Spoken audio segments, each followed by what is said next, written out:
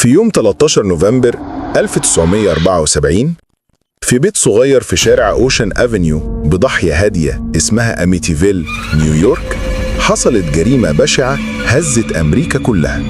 رونالد فيول ابن شاب عنده 23 سنة صحي في نص الليل، مسك بندقية والده ومشي بهدوء جوه البيت واحد ورا التاني، قتل أبوه وأمه وإخواته الخمسة وهم نايمين.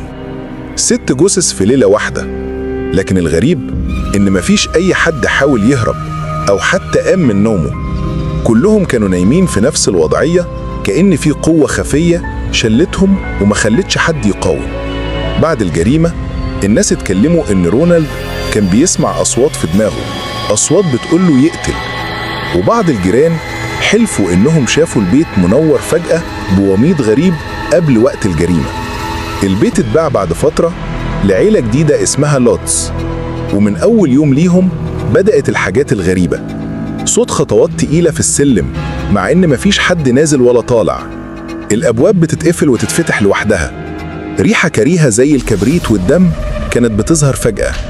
البقع الحمراء اللي شبه الدم بتطلع على الحيطان والأرض من غير سبب.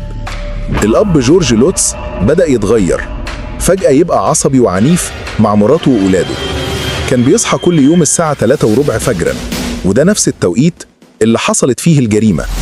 أما البنت الصغيرة فكانت بتتكلم مع صديقة غريبة اسمها جودي، والمريب إن جودي كانت بتظهر لها على شكل خنزير ضخم بعيون حمراء متوهجة. العيلة دي ما قدرتش تكمل غير 28 يوم بس. هربوا من البيت وسابوا حاجاتهم وراهم من كتر الرعب اللي عاشوه. بعدها البيت اتحول لأسطورة، اتكتب عنه كتب واتعملت أفلام مشهورة زي The Amityville Horror، ولحد النهاردة ناس كتير بتعتبره أكتر بيت مسكون ودموي في العالم. لو عجبتك القصة اعمل لايك واشتراك،